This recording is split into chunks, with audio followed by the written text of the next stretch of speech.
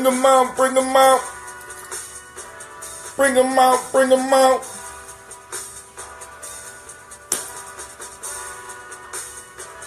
Bring them out.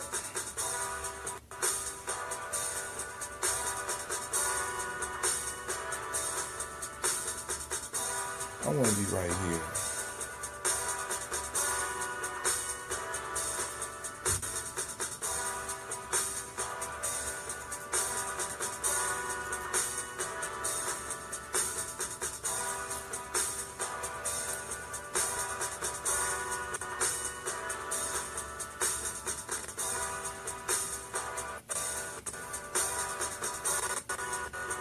Peace, whoever that is.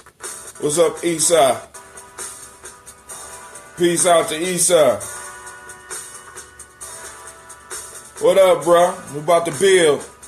Who else coming in the building? Come on out. Let me hear. Alright. Let me switch it up a little bit for my fam on YouTube.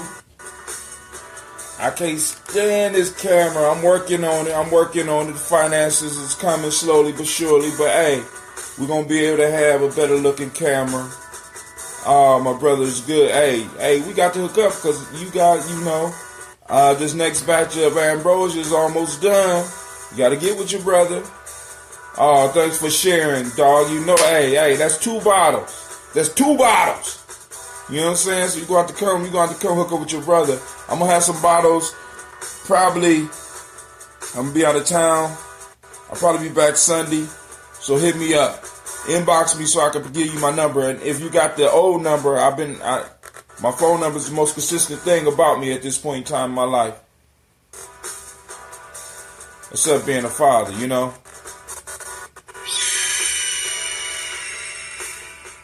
We about to jump it off. I'm trying to let some people come in the house before we jump off.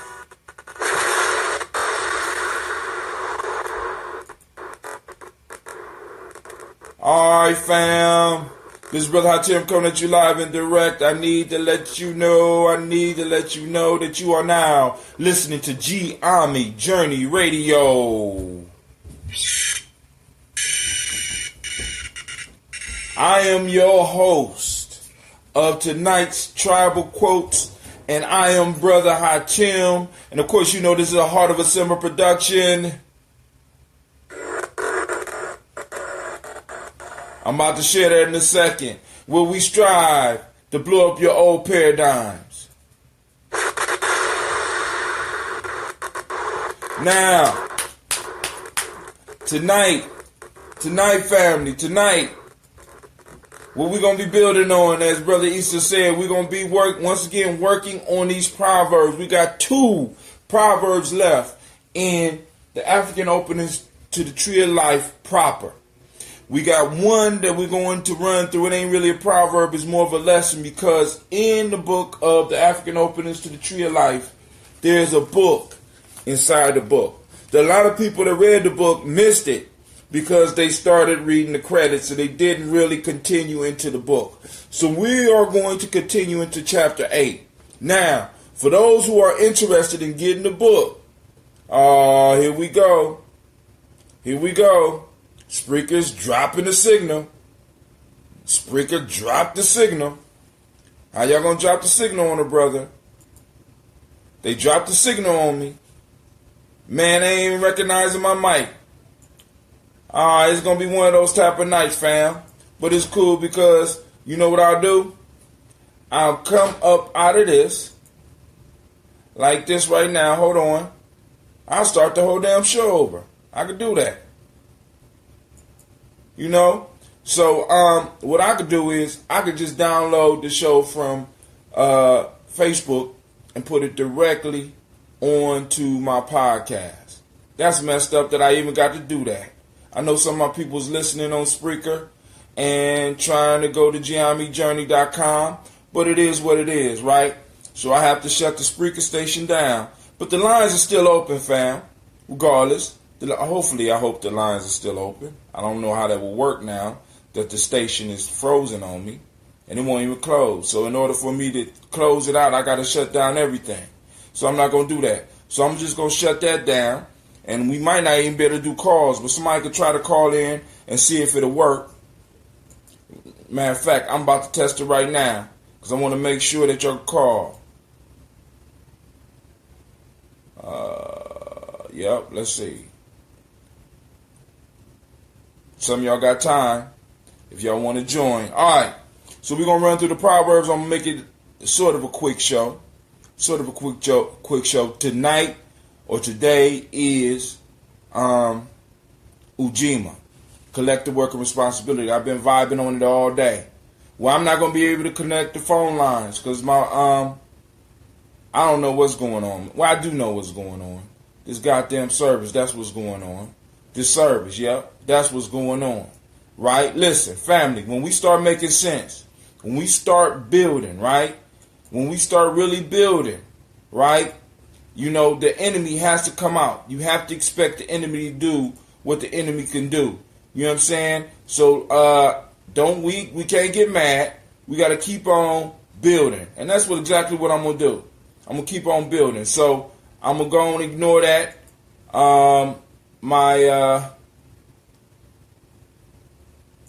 Okay, so we're going to have to shrink it down.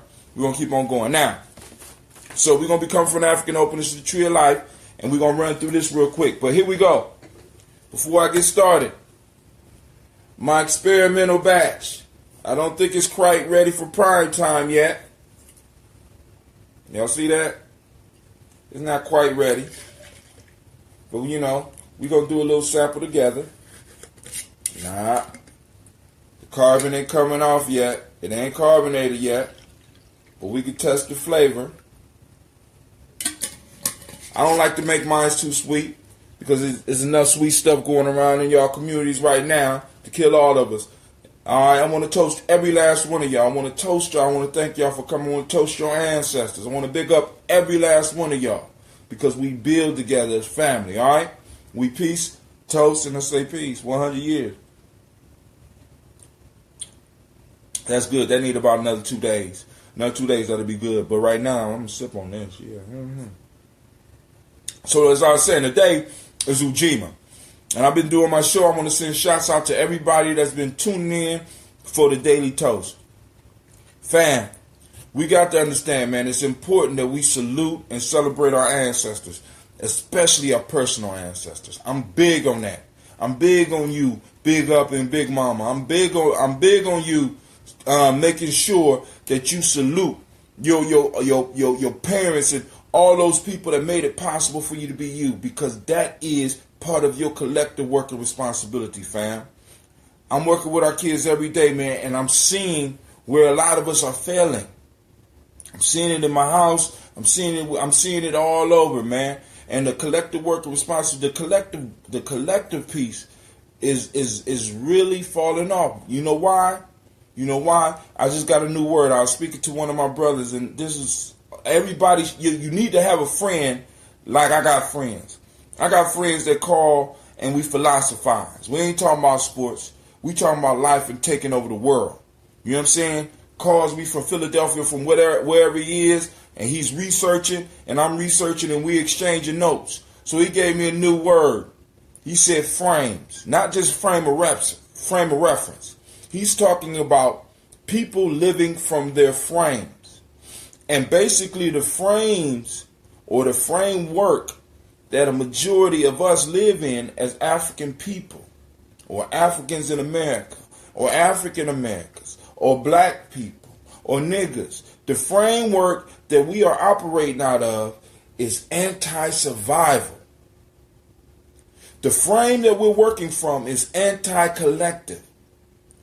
It takes us away from us. And I need y'all to understand, any philosophy that helps you raise yourself above everybody else. I ain't saying you shouldn't strive for excellence. What I'm saying is you should help other people strive for excellence as well. But any framework that makes you believe that you are supposed to be at the top, that you are supposed to be better than everybody else, right? Exclusively. And has you working in a way to try to destroy other people, demonic, that's right. You know what I'm saying? We're operating from a Euro-demonic framework. But I'm gonna challenge you on that, Esau. Show me where Europe is on the map. Show me where Europe is on the map. Because I'm going to show you the power of framing. Somebody out there on YouTube. Somebody out there on Facebook. I wish I could say somebody out there on Spreaker. Show me where Europe is. Because I keep on telling y'all this. There is no Europe. It's West Asia. Right? We got to stop empowering those individuals in West Asia. Right? There is no separation between that place you call Europe and Asia. The only separation is the separation that they set in our minds. When you look at that map, you don't see Europe. You see West Asia. So call it what it is. See, because part of the mythos is that they got us believing they come from this place called Europe. Right? Europe don't exist. Europe is a figment of their imagination, their collective imagination that they forced on the rest of the world. Right? So now, we can give them that. But my question is, what is our collective mythology that raises us above as a group? See, because individuals don't survive when they battle in systems. Individuals are not designed to battle systems. Individuals can't beat systems. Right? I know some of y'all out there going to be like, oh, my friend, I had a friend do it. Or, oh, no. No. See, because systems don't count on individual. They're not worried about individual battles. Systems are designed to carry out long, strung out wars. They do wars of attrition. So that means that you could be battling the system your whole life and die, but that system could keep on continuing. You know why? Because the people within the system change. And younger people come in to run the system.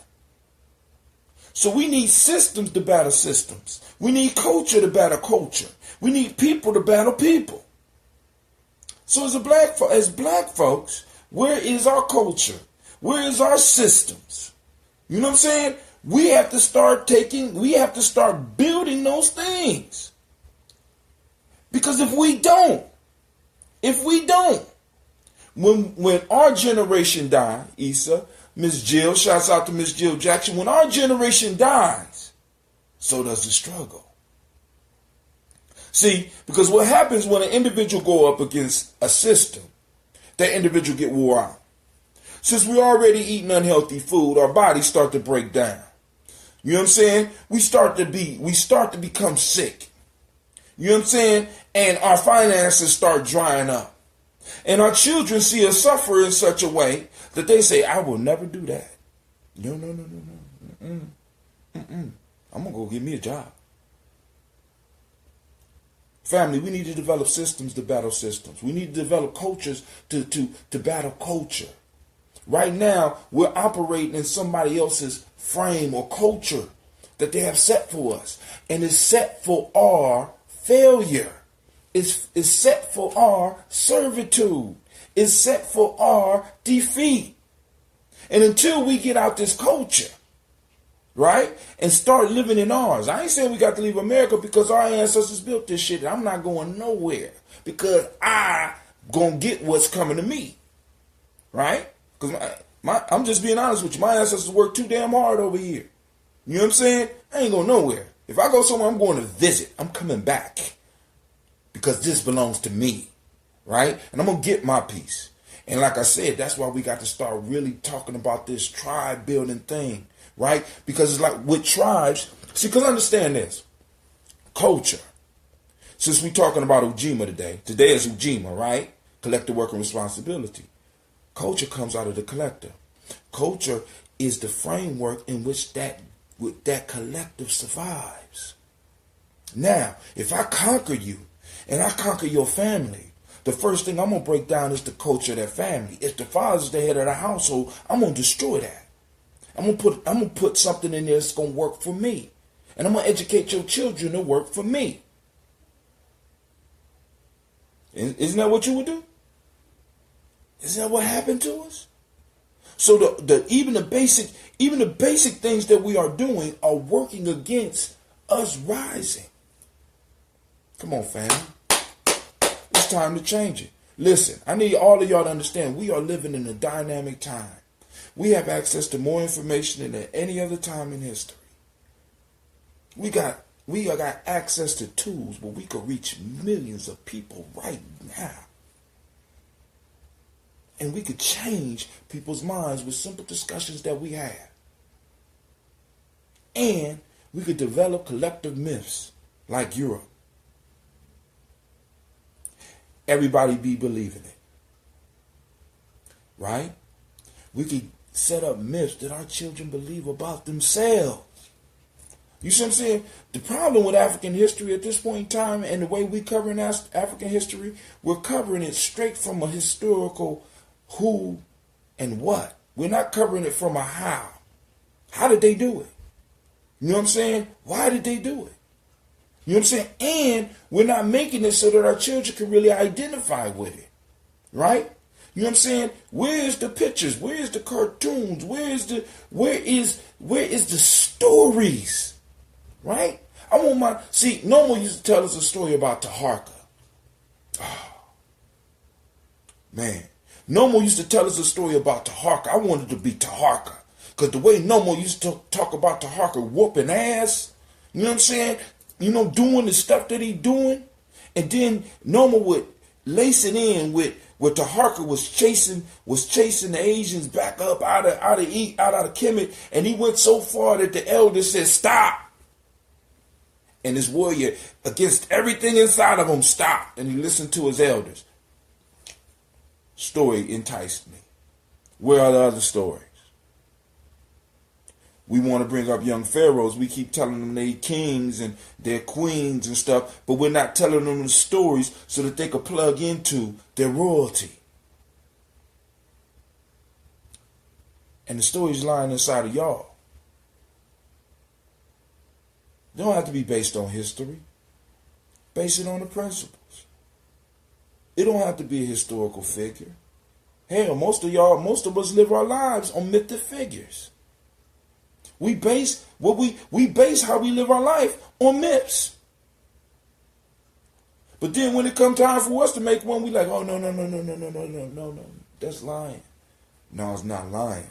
It's setting up a cultural framework through which your people can survive and thrive. Right now, our cultural framework, let me tell you what our cultural framework does. Our cultural framework pushes us into failure, family. And this country is built upon our failure. And we feed them constantly. Like last night, man, I was telling that story and I started thinking about the caves. Because those that missed it last night, we talked about a cave, right? And I was like, damn, the cave is the jail. The cave is these schools. The cave is these universities that they taking us in and roasting us. And the whole society is eating off of us. And I'm saying, family, it's time for us to come up out them caves. It's time for us to start opening up some more Saturday schools, Saturday shoelays, so we can start inoculating our kids against some of this madness. I'm just saying. I'm sorry my podcast fell off, but I'm going to post this up after I get done. We're going to get into these proverbs. Now, this ambrosia is very young and very immature, but damn, it's good.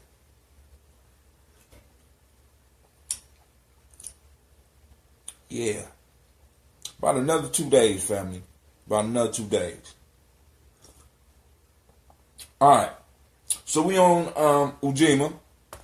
Last night, if you missed it, the story was the lion and the bull. I'm going to read it for y'all real quick, and then we're going to get into the proverbs. The lion, greatly desiring to capture a bull, yet afraid to attack him on account of his great size, resorted to a trick to ensure his destruction. He approached the bull and said, "I have slain a fine sheep, my friend, and if you will come home and partake of him with me, I shall be delighted to have your company. The lion said this in the hope that as the bull was in the act of reclining to eat, he might attack him to advantage and make his meal on him. The bull, on approaching the lion's den, saw huge spits and giant cauldrons and no sign whatsoever of the sheep. And without saying a word, quietly took his departure. The lion inquired why he went off so abruptly without a word of salutation to his host, who had not given him any cause for offense. I have reasons enough, said the bull. I see no indication whatsoever of your having slaughtered a sheep, while I do see very plainly every preparation for you dining on a bull. Family, life-changing story. Take the time to go over that. Review the show from yesterday. Listen, you really think about this. This is the situation we in. I almost teared up when I start thinking about this story and all the times I've seen it play out. But hey, that's just me. And I'm a dreamer. Maybe I keep dreaming that maybe one day some of us will wake up. More of us will wake up because some of us are awake. You know what I'm saying? But I'm just a dreamer. Yes, I am. I'm just a dreamer. Yep, I'm a dreamer. And I'm gonna keep it alive. As long as I'm here, I'm gonna keep it alive because I have no other choice. Shouts out to Miss Tashonda Jones. Good to see you. All right. So, look like it's just us on the show tonight. So now, what's going on is I am at the end of what would seem the end of the book. But I have secret access to the other part of the book. So I'm going to share one of those with you. Because those are more like lessons rather than proverbs. Because he set the frame, in the end, he set the framework for how the book works. All right. So we're going to read one of those too. But we're going to read the proverbs of the day. And first one is the clean heart carries no weight, said the knowledge holders. That's one. And the last one. Now I want y'all to know we made it all the way through this book. So if you didn't go through the book with us, you go back where I started with the African Tree of Life months ago, and you can catch back up. All right. This is the last one. Listen to this one. They that find the frontier and that make themselves invisible shall rise into the crown of wisdom, said the knowledge holders. For they that live for life never die.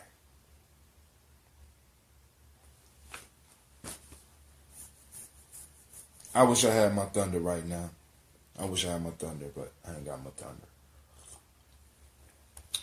But hold on. I might have my calls. Let me see. I might be able to get calls. Let's see. All right. While we waiting to see if the calls will work through my Google Hangouts, actually, as one of my sons used to say all the time, all right, let me try to pull it up one more time on the computer.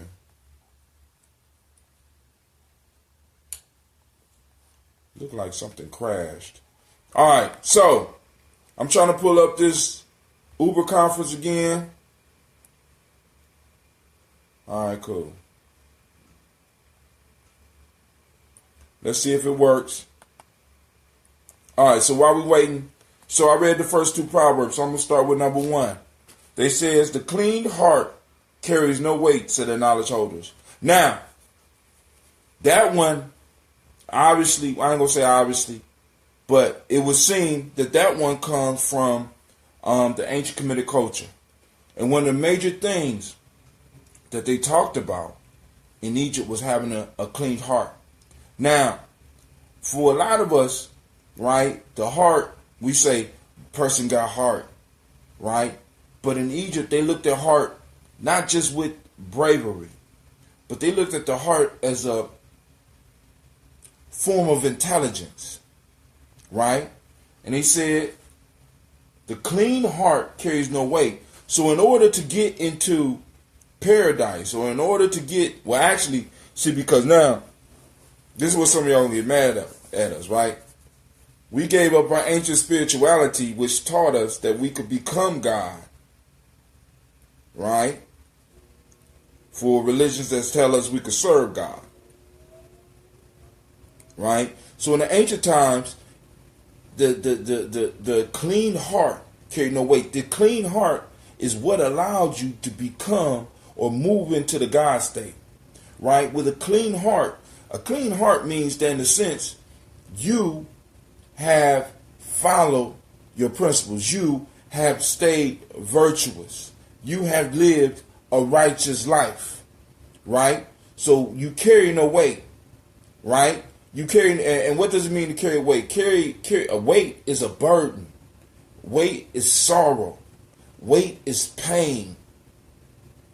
You know what I'm saying? Weight is sadness, right? These things weigh upon you.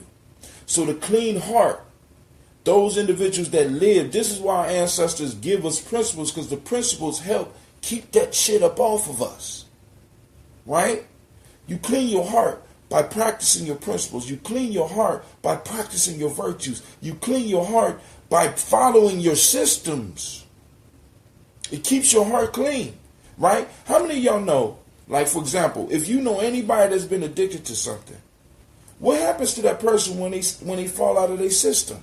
When they fall out of the pattern that's been keeping them healthy?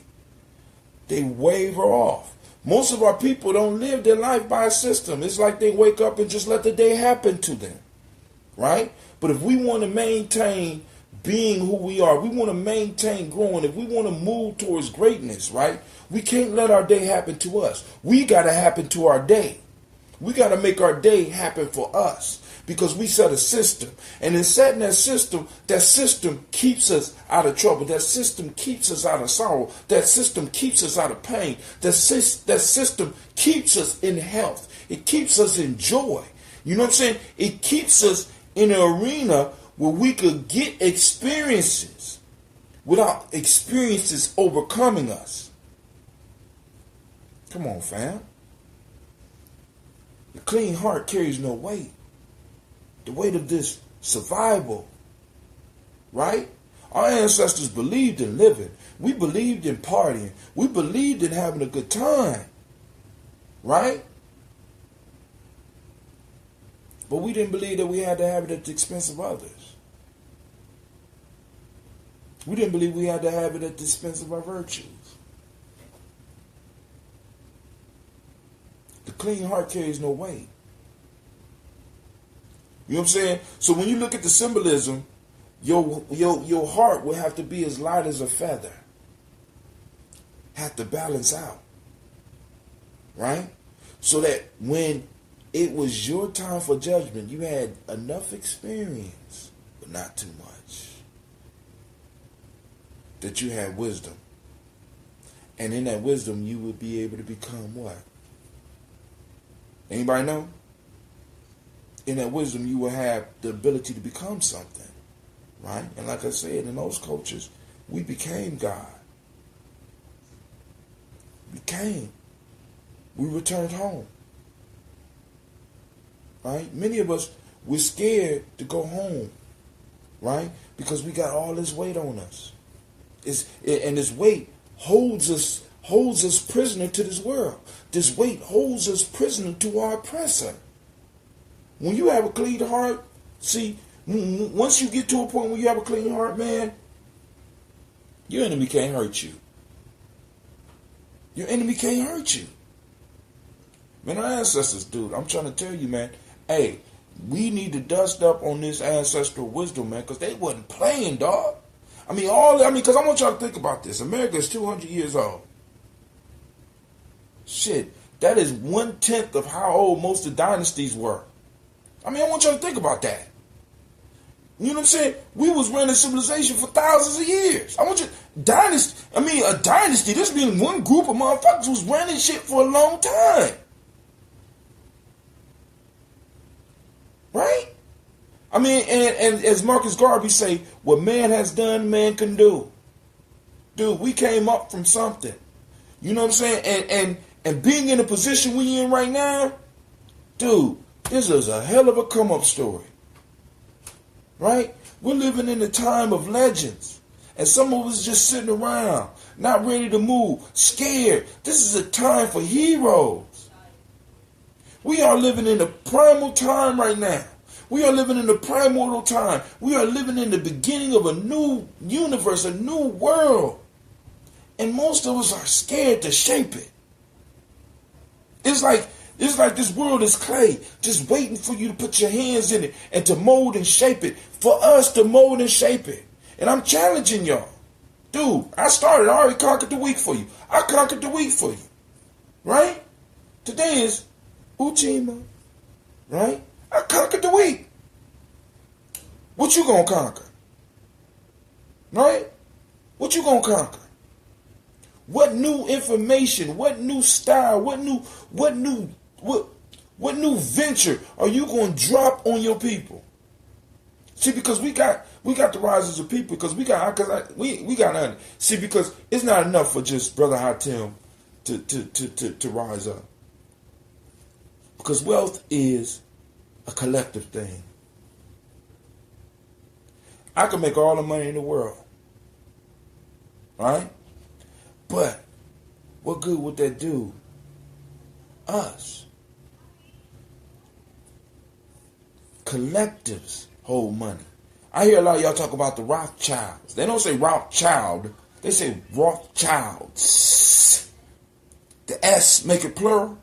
And when you look up under that family tree, you see a whole bunch of different families, fam. Right? Rockefellers. Right? You look up under that group, there's a whole bunch of them. You know what I'm saying? Because they mixing their families.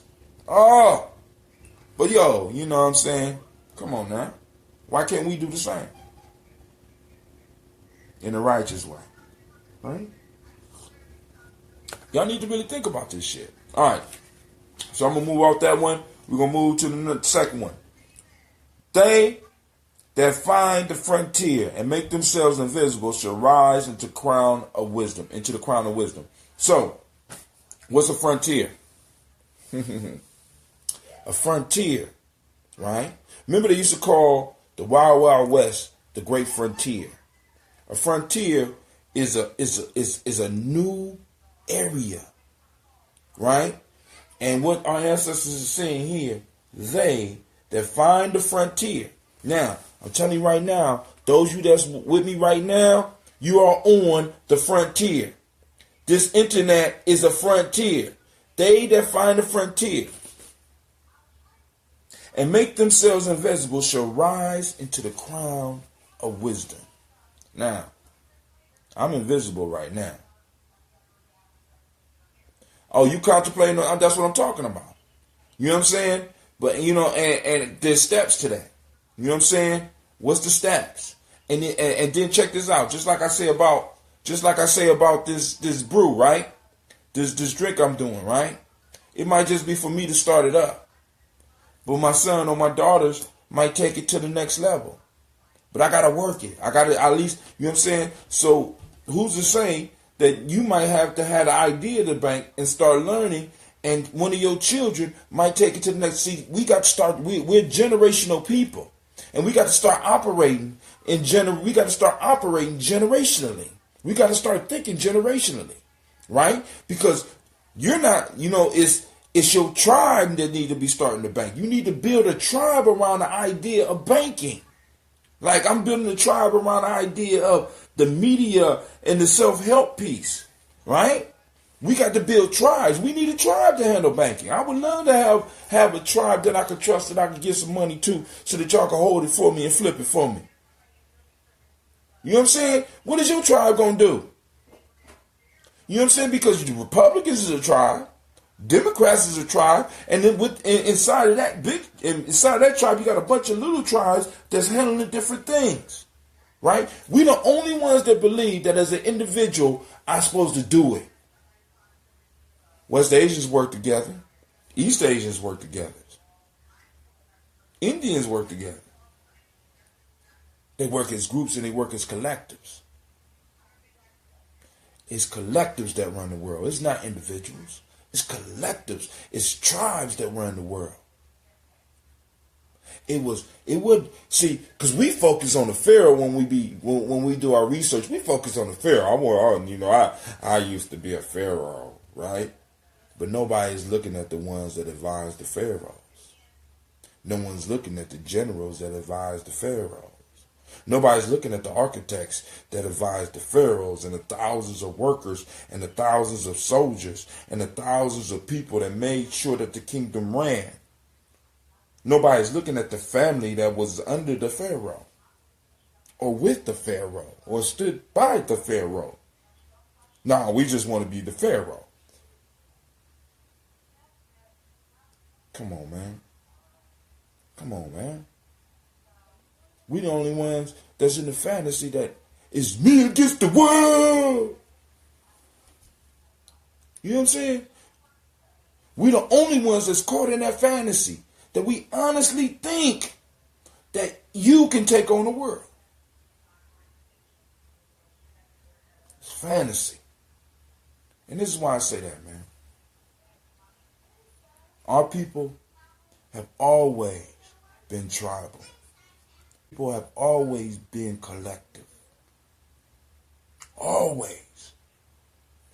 We built dynasties. We built empires as families, as tribes.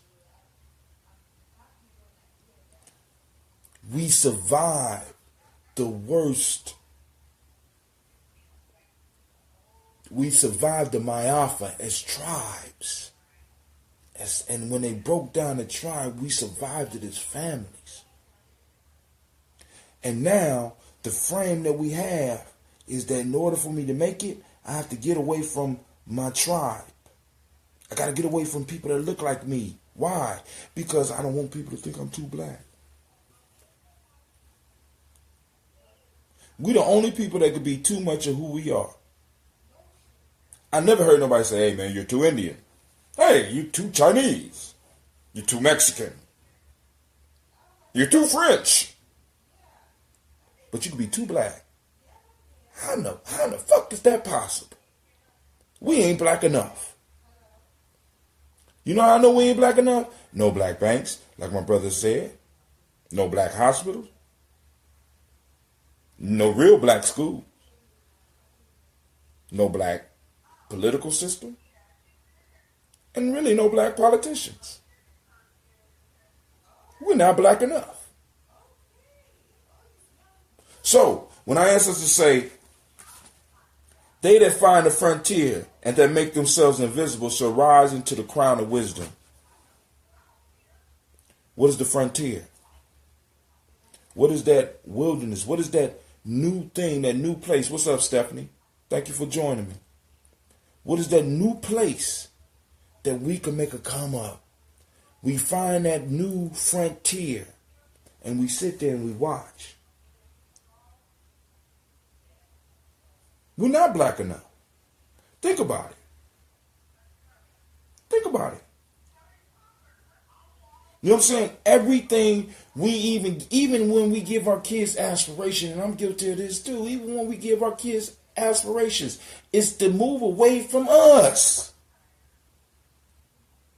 Right? You know what I'm saying? It's like, look, a lot of us is mad at our kids because we feel our kids can't learn.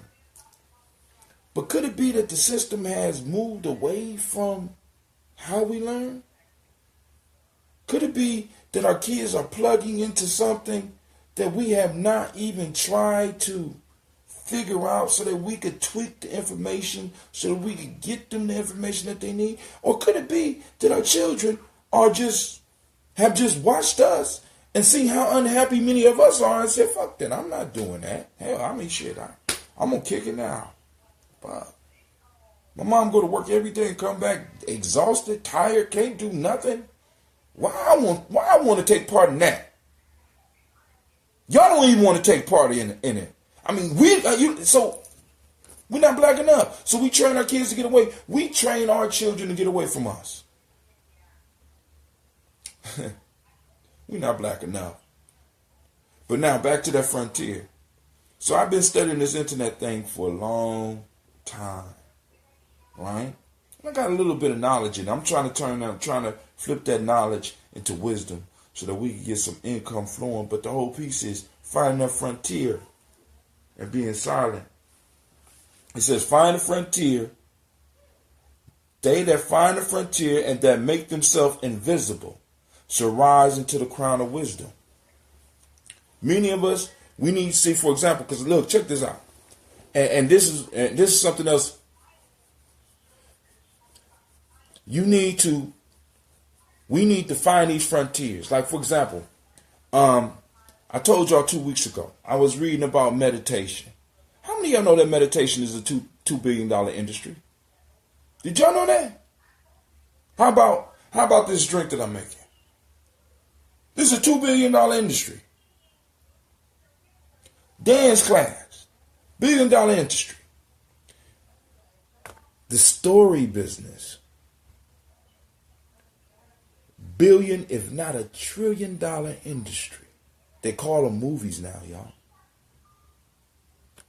We don't, right? All these frontiers. These are frontiers that we don't even think about. No, we thinking about jobs. We thinking about getting a job with the state, right? But let me tell you what a lot of these old pension funds are doing now, right? They're firing people before. You know, I knew. How many of y'all know people who worked for a company for almost 30 years, and like at year 28 they fired them?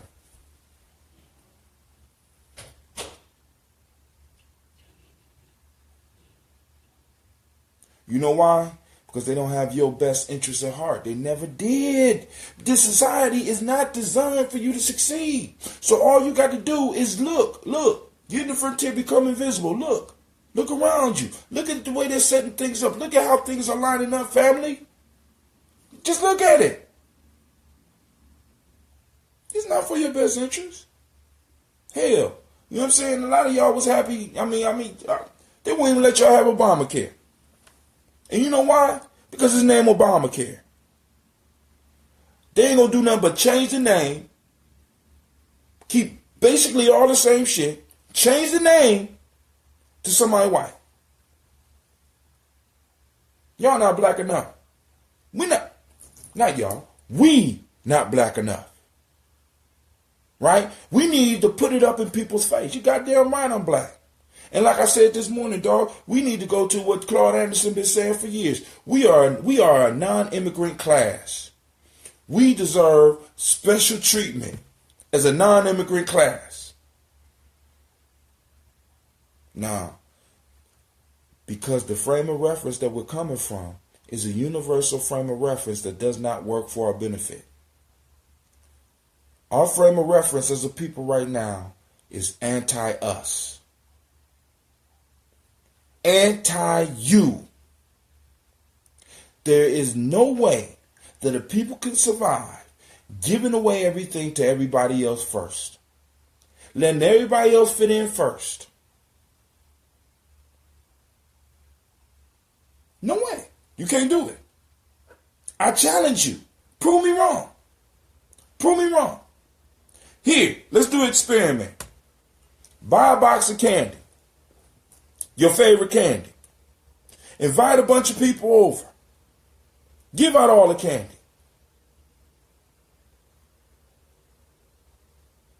First, before you get your piece. So if there's 9 pieces of candy, I want you to invite 10 friends over. Counting you as 11. Take the candy and pass out a piece to each person until you run out. Now I ask you a question. Did you get a piece?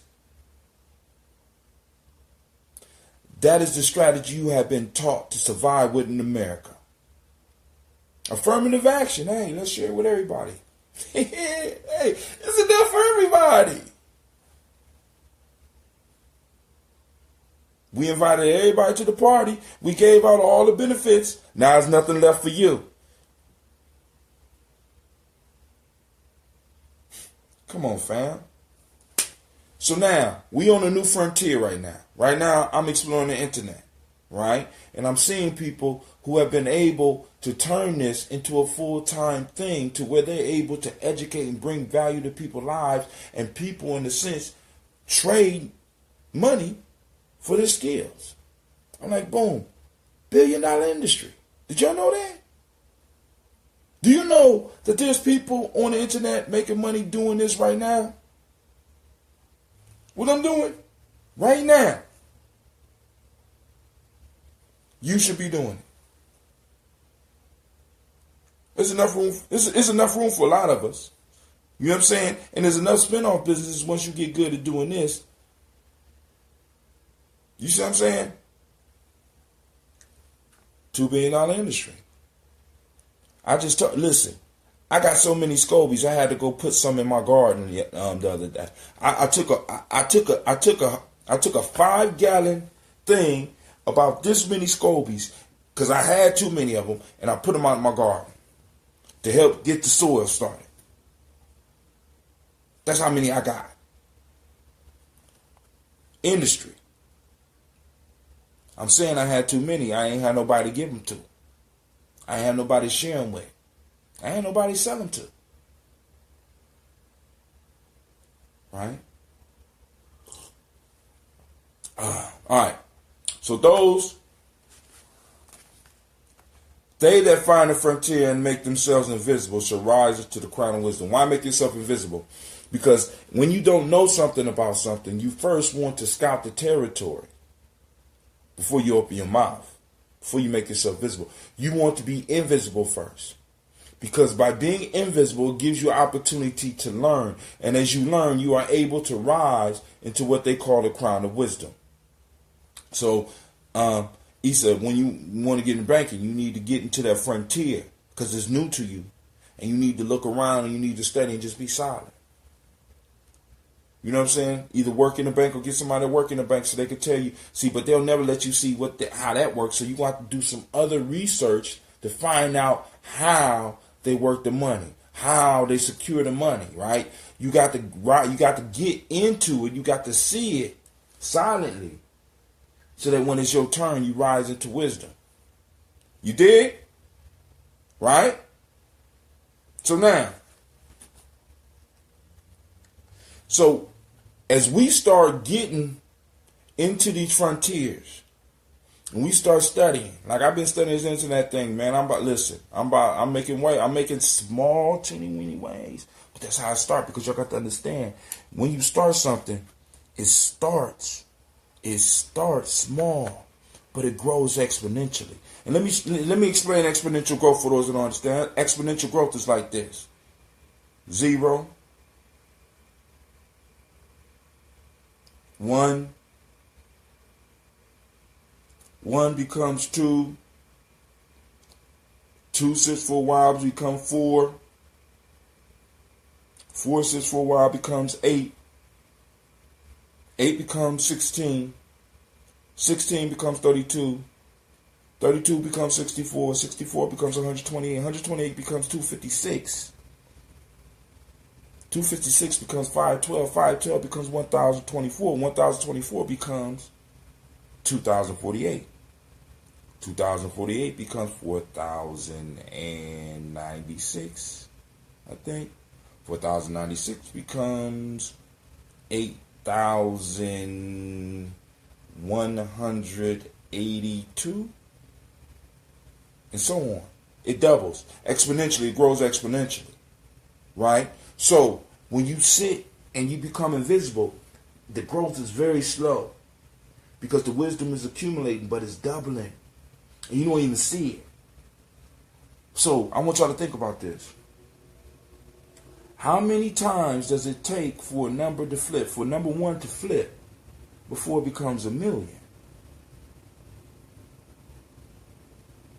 Do the math. You'll be quite surprised. You'll be quite surprised. Right? I'm just trying to tell y'all, man, the universe is on your side. All you got to do is follow the wisdom. So, let's get to the second part. They that find the frontier and that make themselves invisible shall rise into the crown of wisdom. From the crown of wisdom, we are able to extract value. It's from wisdom we're able to extract value. Knowledge, we get paid a little bit. Wisdom is when we really start making the dough, if that's what it's about for you. It's really you start, because you're able to really live the life. Right? But now, the last one say the knowledge holders, for they that live for life never die. Most of us are not living for life. Most of us are living for jobs. Most of us are living for our children. Most of us are living to pay bills. Most of us are living for the car. We're not living for life. What does it mean to live for life? Those that live for life never die. Life. Are you spreading life? Are you spreading life? And I ain't just talking about in a sexual way. Are you spreading life? Those that live for life. See, because in the ventures that we go into, we have to bring life to people. Those who live for life. Right? I ain't just talking about, because once you start living for life, right, you start sharing life, you're beyond survival. Why? Because in order for you to live for life, you have to be living and not surviving. Right? Those that live for life never die. Why don't they never die? Because people will not let your memory die. Most of us are living an existence where when we die, people wear a t-shirt for a week and then you're forgotten. Let me tell y'all, I tell y'all this all the time. That's hell for African. That's why I get up in the morning and I say, let's toast our ancestors. Let's toast our personal ancestors, because hell for our people have for generations been being forgotten. It ain't a place up under the ground where you're being burnt up. It ain't a place where you're being tormented. No, it's that your children no longer recognize you. Your children no longer mourn your passing, no longer remember you. Your children don't even give a damn about you. And your children's children don't even know your name.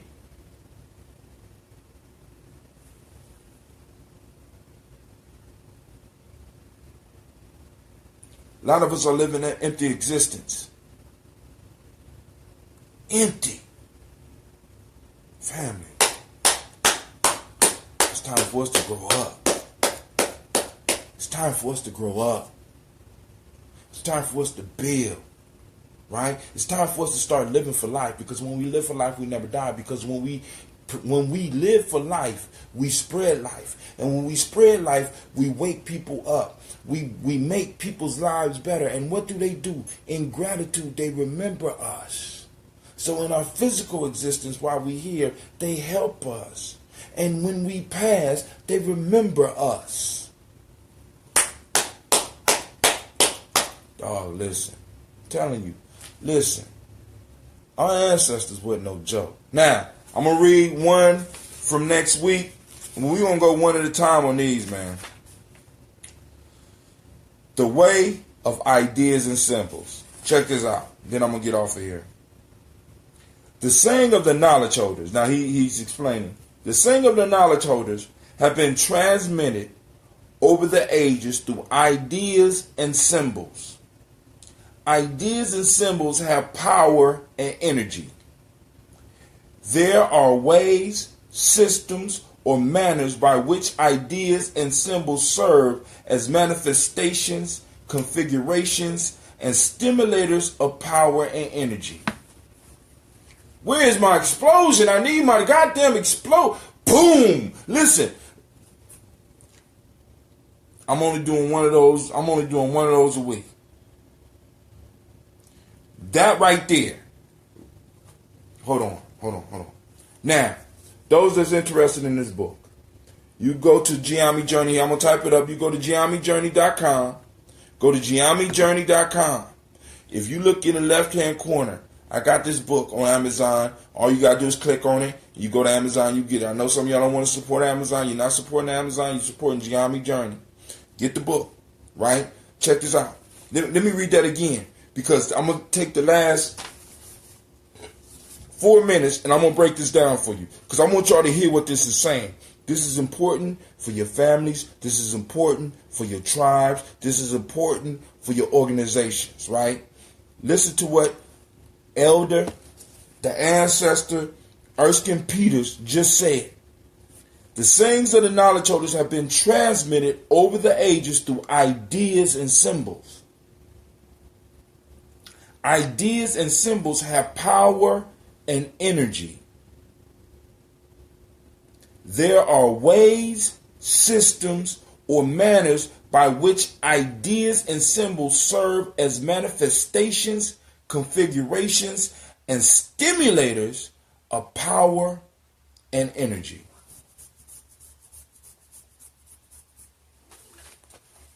So, our ancestors passed down ideas and symbols to us. Now, one of the first things, because we talked about they took away our culture. When they take away your culture, they take away your ideas. And they implant ideas in us that promote their culture. Because they understand this. Listen, they understand this. You need to understand this. The ideas that you think, are they yours? Are they coming from you? Are they coming from your cultural heritage? Think about it. Where are your ideas coming from? Because if your ideas are not coming from your cultural heritage, they are not geared towards your survival. They are not geared towards you building and maintaining your family. I'm sorry. The saying of knowledge has been transmitted over the ages through ideas and symbols. Where are your symbols? Where's our symbols at? Right? I know a lot of we wear aunts and we think with symbols and stuff, but have we really understood what these right now for us, most of us, they're just pretty pictures. Ideas. The knowledge has been transmitted through the ages, through ideas and symbols, through the stories, through the myths, through the proverbs, through the quotes. Through the symbols. Ideas and symbols have power and energy. Think about that. An idea has power and energy. A symbol has power and energy. There are ways, systems, or manners by which ideas and symbols serve as manifestations, configurations, and stimulators of power and energy. So what he's saying is an idea, a symbol, can be used to move you in a direction. It can be used to move you to manifest. It can be used to configure a reality around you. The ideas you think, listen, the ideas that you allow to flow through your heads create your reality. And the question I ask again, are the thoughts that you're thinking, are the ideas that you're thinking, are they yours? Do they come from your culture? Or are they something that's been forced on you over time?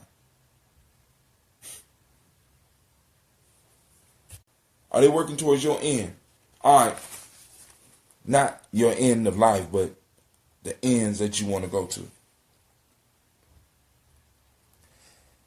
And it can stimulate power and energy, ideas, and symbols. So when I'm running around with Gye-Nyame, right, I want you to understand what I'm trying to do. It keeps me focused, right? It has a certain meaning, a certain idea that every time I look at it, I see it. When I used to have my locks were empowered. The whole idea behind my locks, it was beyond trying to just look good. It was a matter of reminding me of what the hell I was supposed to be doing. This is why I said, take your day. That's why I say today is Ujima, right? Fuck Wednesday. I'm just being honest with you. Fuck Wednesday. You know what I'm saying? Fuck Wooten. You know what I'm saying? I'm just being honest. Today is Ujima. This is a day where I think about ways that I could come together and work in personally, first as a collective within me, and then work with the collective that's around me. The idea to stimulate, to move, to manifest, to generate the power to change the very reality that I exist in, that you exist in.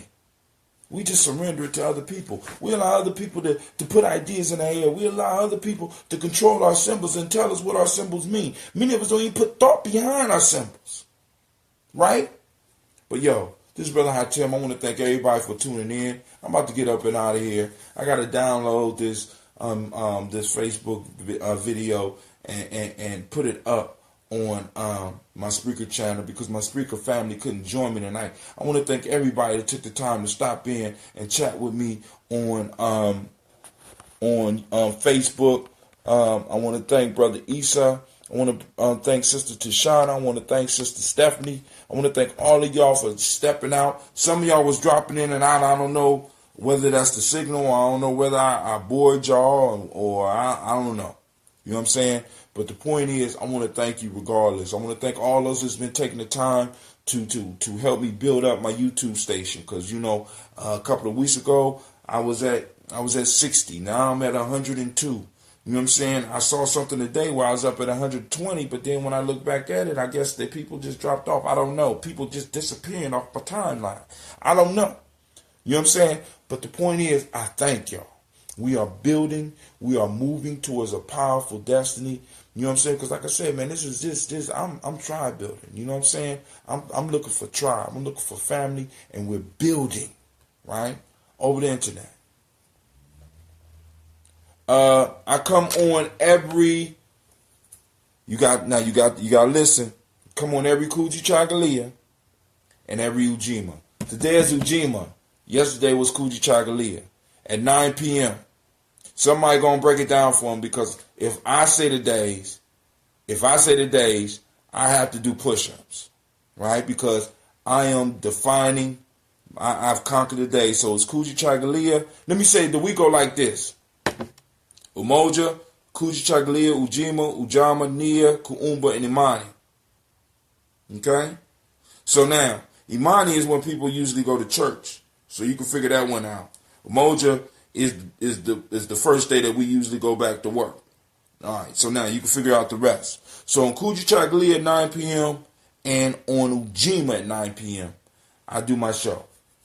I also I do a daily toast to the ancestor every day, celebrating one of the principles. So tomorrow I will be doing Ujima, so I gotta get my mind ready for that right now. And I think I'm gonna go with a folktale all next week. For those that didn't hear the folktale last night, I think y'all need to check out that folktale. Because I swear to God, I almost broke down in tears when I thought about that folktale, man. Because some brothers, especially some of y'all been on either one of the ends of that folktale. Either you were setting somebody up or somebody was setting you up for the woo. And I'm talking about that life and death one, right? Well, you know, you got to check out that proverb. But our ancestors, everything we've been through, our ancestors have been through. I call it crystallized wisdom. It's sitting here, and all we got to do is pick it up and look at it. So I already said I was leaving, so I'm out. Unless there's any other questions, I'm out. But yo, you can check me out. My YouTube station is, you go youtube.com/Hatim, or just look up Hatim, or type in Daily Toast. Daily Toast, right? You know what I'm saying? You should be able to find it, all right? So this is Brother Hatim. I'm out.